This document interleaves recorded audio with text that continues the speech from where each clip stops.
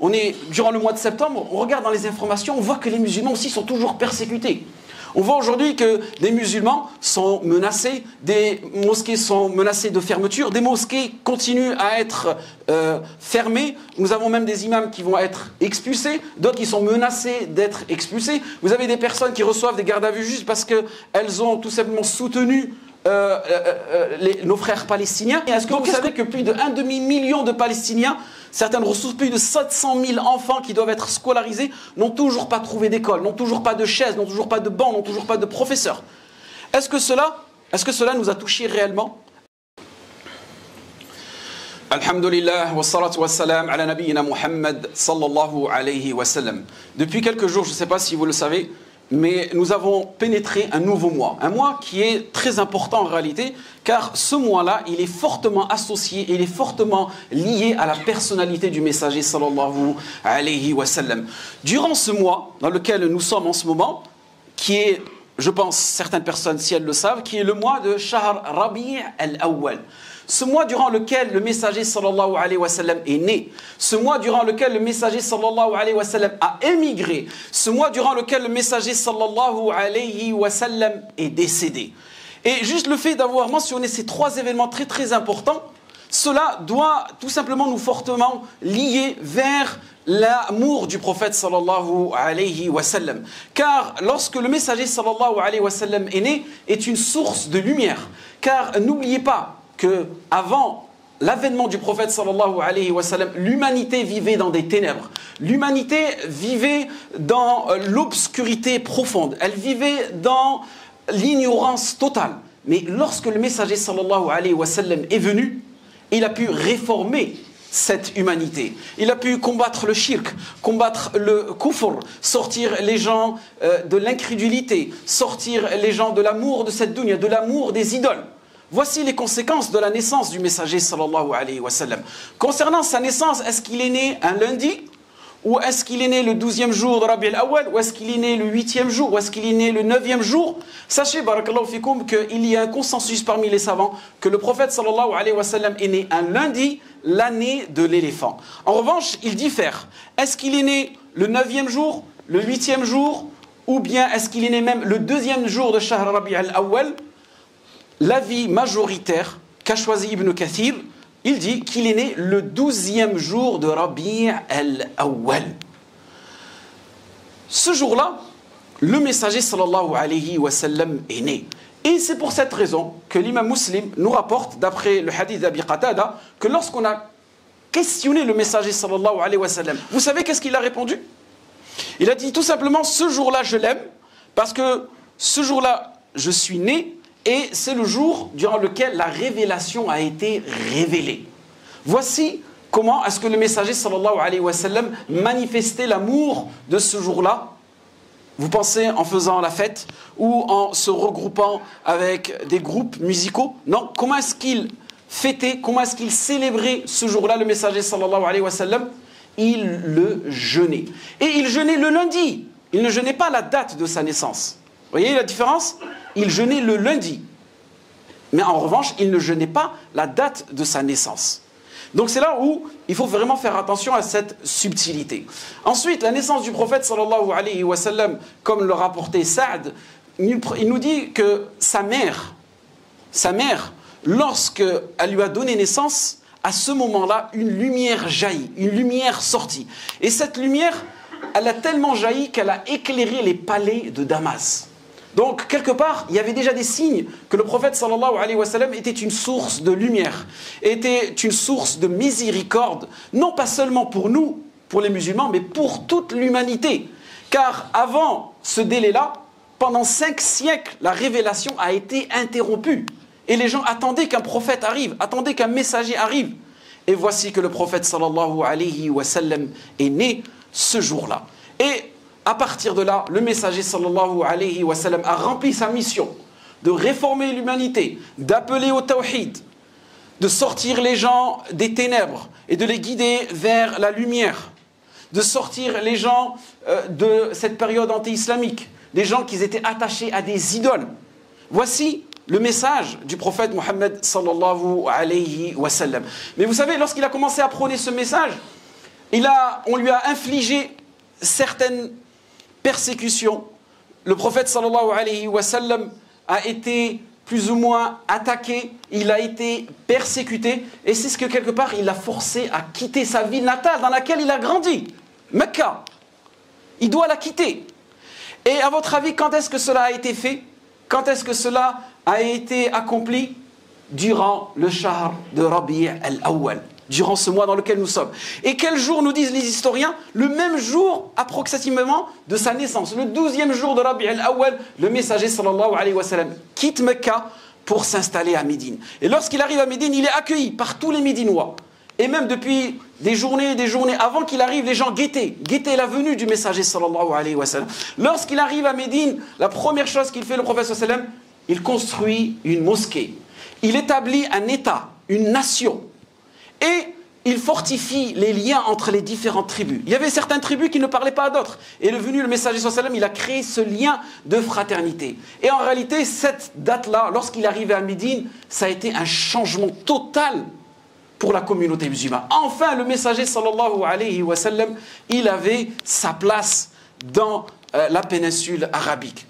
Qu'est-ce que nous comprenons là, Ibarak Fikoum? C'est que durant ce mois-là, le prophète sallallahu alayhi wa sallam, il s'installe à Médine. Mais il avait vécu des persécutions, il avait vécu des difficultés.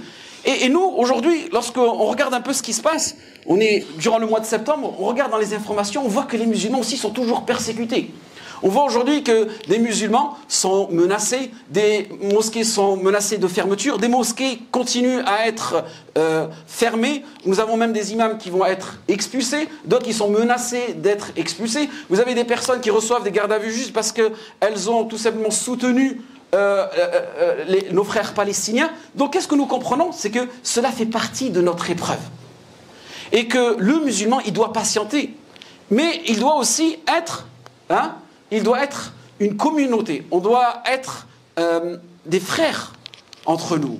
On doit avoir ce lien de fraternité et soutenir nos frères et sœurs qui subissent l'injustice et non pas simplement se taire face à cela. Et c'est comme ça que nous vivons à travers la sunna du messager sallallahu alayhi wa sallam. Et c'est comme ça que nous imitons la sunna du messager sallallahu alayhi wa sallam. C'est comme ça que nous la faisons revivifier. C'est comme ça que nous l'aimons.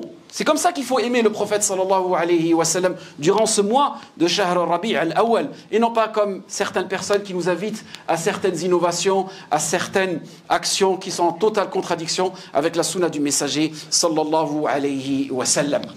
Durant le mois de septembre aussi, comme vous pouvez le savoir, énormément de parents sont préoccupés par la rentrée scolaire. Ils veulent inscrire leurs enfants dans les meilleures écoles, ils les accompagnent. Mais vous avez des enfants, malheureusement, on n'a pas de place pour eux. Donc, on voit des parents, pas mal de parents qui sont venus me contacter, qui sont plus ou moins stressés par rapport à cette situation. Mais ils ont oublié leurs frères palestiniens. Est-ce que vous savez que plus de 1,5 million de Palestiniens, certaines ressources, plus de 700 000 enfants qui doivent être scolarisés, n'ont toujours pas trouvé d'école, n'ont toujours pas de chaise, n'ont toujours pas de banc, n'ont toujours pas de professeur. Est-ce que cela nous a touchés réellement? Est-ce qu'on a pensé à ces enfants-là ou on pense seulement à nos enfants? Donc vous voyez, quand je vous ai dit que le prophète sallallahu alayhi wa sallam, la première chose lorsqu'il arrivait à Médine, akha bayna al-qaba'il, c'est-à-dire qu'il a créé ce lien de fraternité à travers toutes les tribus qui existaient déjà à Médine. Donc cette fraternité, quelque part, nous aussi, on doit essayer de la ressentir. Ensuite, une étape importante qui s'est passée durant Shahr al-Rabi' al-Awwal, et c'était aussi le 12e jour, selon certains historiens, c'est durant ce jour-là que le messager sallallahu alayhi wa sallam est décédé. L'une des plus grandes calamités qui a touché la communauté de Mohammed sallallahu alayhi wa sallam, c'est le décès du prophète sallallahu alayhi wa sallam. Et Aïcha radiyallahu anha nous raconte que si une personne elle est éprouvée par une calamité, par une musiba, alors qu'elle se remémore la mort du messager sallallahu alayhi wa sallam. Parce que le jour où le prophète sallallahu alayhi wa sallam est décédé, les musulmans, comme elle dit Aïcha radiyallahu anha, se sont retrouvés comme des moutons égarés par une tempête de nuit froide. Imaginez-vous des moutons égarés en plein milieu d'une nuit froide. Voici comment est-ce que les musulmans se sont retrouvés après la mort du messager sallallahu alayhi wa sallam. Lorsque la nouvelle est tombée, est arrivée, les musulmans étaient choqués. Certaines personnes n'arrivaient même plus à s'exprimer. Certaines personnes n'arrivaient même plus à tenir debout. Certaines personnes sont tombées dans l'incrédulité. Certaines personnes ont quitté l'islam parce qu'elles ont appris la mort du messager sallallahu alayhi wa sallam. Et les savants nous disent, c'est à partir de ce moment-là que le mal a commencé à se répandre. Naam. Parce que la communauté, elle est arrivée au summum. Elle est arrivée au summum de son apogée. Quand le prophète sallallahu alayhi wa sallam est décédé, la communauté a commencé à régresser petit à petit. Le bien commence à diminuer et le mal commence à prendre la place du bien. Et comme nous a mentionné le messager sallallahu alayhi wa sallam, chaque génération qui arrivera après nous, le mal continuera à se répandre. Mais wala yazalu al-khayra fi ummati. Mais le bien persiste. Le bien est encore présent dans la communauté de Mohammed sallallahu alayhi wa sallam. Donc c'est à nous de rechercher ce bien-là, c'est à nous d'investir dans ce bien-là et de le mettre en avant. Car certes, le messager sallallahu alayhi wa sallam, il est décédé, mais sa sunna, elle est encore parmi nous. Donc toi, comment est-ce que tu vas manifester cet amour pour le prophète sallallahu alayhi wa sallam? Imite-le, imite ton prophète. Au lieu d'imiter tel joueur ou tel influenceur, au lieu d'imiter ton voisin, au lieu d'imiter ton patron, au lieu d'imiter Foulan Allan, imite le prophète sallallahu alayhi wa sallam. T'as honte d'imiter ton prophète. T'as honte de l'imiter. T'as honte de raconter sa vie. T'as honte de dire qu'il faisait ceci, cela. T'as honte de mettre en avant la sunna du messager sallallahu alayhi wa sallam. Je comprends pourquoi. C'est tout à fait normal. Parce qu'aujourd'hui, si tu mets en avant la sunna du messager sallallahu alayhi wa sallam, tu seras pointé du doigt. Tu seras même peut-être convoqué. Tu seras même peut-être mis en garde à vue. Parce que tout simplement, tu aimes le prophète sallallahu alayhi wa sallam et tu mets en avant des paroles du prophète sallallahu alayhi wa sallam. Donc, aujourd'hui, ce mois, Shahr Rabi' al-Awwal, c'est une occasion pour nous de montrer notre amour au prophète sallallahu alayhi wa sallam en essayant de comprendre sa sira, en essayant de comprendre sa personnalité et de la mettre en avant. Et que normalement, lorsqu'on entend parler du prophète sallallahu alayhi wa sallam, nos cœurs doivent s'emplir de respect. Nos yeux doivent couler de larmes parce qu'on est en train de parler du prophète sallallahu alayhi wa sallam. Mais malheureusement, nos cœurs sont éteints par cette dunya. Ou bien nos cœurs, on nous les a éteints. Donc c'est à vous de reprendre ce flambeau. Vous voyez, on faisait passer une flamme il n'y a pas longtemps, de ville en ville. Elle est où la flamme du messager sallallahu alayhi wa sallam? Il est où le flambeau du prophète sallallahu alayhi wa sallam qu'on doit se transmettre l'un à l'autre? Il est où? Malheureusement, on a soufflé dessus. Pourquoi? Parce qu'on aime cette dunya. On a peur pour cette dunya. Et on n'a pas peur pour Allah subhanahu wa ta'ala. On n'a pas peur pour notre dîn. Et c'est pour cela qu'aujourd'hui on est éprouvé. C'est pour ça qu'aujourd'hui les musulmans, ils sont stigmatisés. Et il n'y a personne qui peut les défendre. Il n'y a personne qui peut le représenter. Mais alhamdoulilah, lorsqu'on lit les journaux, on lit un peu les news, on voit qu'alhamdoulilah, il y a encore du khayr, je vous ai dit. Il y a encore du khayr, il y a encore des gens qui prennent des initiatives, il y a encore des gens qui parlent de la Palestine, il y a encore des gens qui manifestent leur amour, leur soutien pour nos frères palestiniens. Et ça, alhamdoulilah, c'est qu'il y a encore un khayr dans la communauté. Donc, on ne doit pas être fataliste, mais on doit avoir cette vision, on essaye tout simplement de se réformer. Car n'oubliez pas, si le prophète sallallahu alayhi wa sallam, Allah subhanahu wa ta'ala, il l'a envoyé, c'est dans le but de réformer l'humanité. Na'am. L'humanité. Et on le sait tous. Aujourd'hui, c'est pour cette raison pour laquelle le messager sallallahu alayhi wa sallam, ou plutôt son message, il est combattu, parce qu'il vient réformer l'humanité. Et le prophète sallallahu alayhi wa sallam, avant qu'il devienne prophète et messager, c'était une personne pieuse. C'était une personne respectable. Mais le jour où il est venu avec le message de la réforme, c'est à ce moment-là qu'il a été attaqué. C'est à ce moment-là qu'il a été dénigré. Et c'est ce qu'on ressent aujourd'hui. Si le musulman aujourd'hui, il est dans son coin, il fait ses prières, il n'y a personne qui va l'embêter. Ça, là. Par contre, si tu veux réformer, si tu veux changer les gens, si tu veux avoir un impact social, si tu veux avoir un impact civilisationnel, si tu veux réformer certaines personnes, si tu veux aider certaines personnes, mais malheureusement, tu as cette casquette de musulman, systématiquement, tu vas être pointé du doigt. Donc ça, on doit le comprendre. On doit le comprendre. Que être pieux, c'est bien pour toi-même. Mais tu dois être, pas seulement salih, mais tu dois être muslih. Vous regardez bien la différence entre salih et muslih. Et si on reste tous salihin, on sera toujours stigmatisé, pointé du doigt, dénigré. Mais si on devient des muslihin, à ce moment-là, on pourra changer les choses. On demande à Allah subhanahu wa ta'ala qui nous facilite et qui nous guide vers la réforme des cœurs, la réforme des corps, la réforme des raisons, la réforme de nous-mêmes, la réforme de nos familles, car c'est quelque chose qui est vraiment très très important et qui est délaissé aujourd'hui. Et on n'oublie pas nos frères palestiniens dans nos invocations. On demande à Allah subhanahu wa ta'ala qui les assiste et qui les facilite. Comme je vous ai dit, mentionné précédemment, vos enfants, alhamdulillah, ils vont à l'école, alors que leurs enfants, on ne parle même pas d'école, ils n'ont même pas de toit, ils n'ont pas où dormir, ils n'ont même pas mangé. Mais parfois, Allah musta'an, est tellement préoccupé par nous-mêmes qu'on délaisse nos frères. Allahumma a'izz al-islam wal muslimin.